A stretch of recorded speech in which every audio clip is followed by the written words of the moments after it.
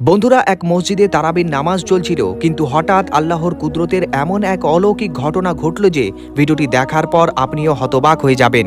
ভিডিওতে যে গরুটিকে দেখা যাচ্ছে সে প্রতি তারাবির নামাজের সময় মসজিদের দরজায় এসে দাঁড়িয়ে যায়।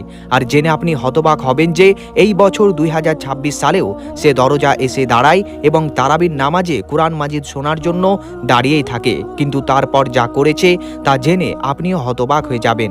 এর পুরো ভিডিওটি আমরা আপনাকে পরে দেখাবো যে কিভাবে এই গরু প্রতিদিন তারাবির নামাজ শুনতে আসে। এটি মসজিদের নূরের একটি ভিডিও। যখনই এশারের নামাজের সময় হয়, এক অতিথি প্রতিদিন মসজিদের দরজায় ঠিক আদবের সাথে এসে সিঁড়িতে দাঁড়িয়ে যায়।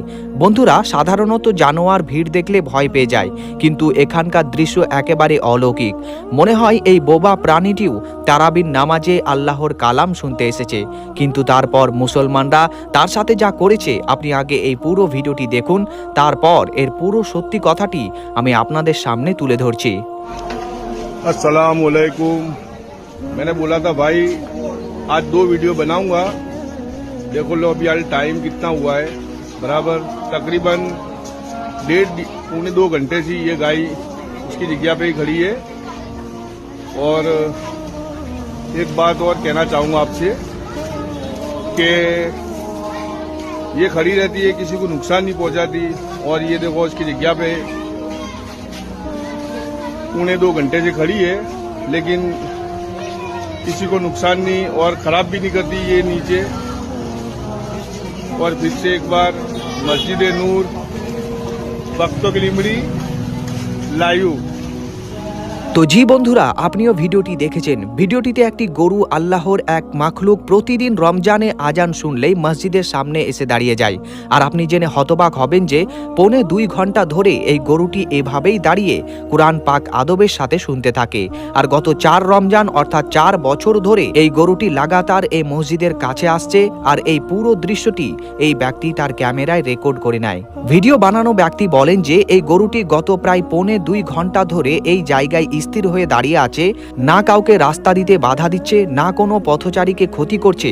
সাধারণত জানোয়ার ভিড় দেখলে ভয় পেয়ে চলে যায় বা সরে যায়, কিন্তু এখানে দৃশ্য একেবারে ভিন্ন। মনে হয় যেন এই বোবা প্রাণীটিও এই রুহানি পরিবেশ থেকে ফায়দা নিচ্ছে।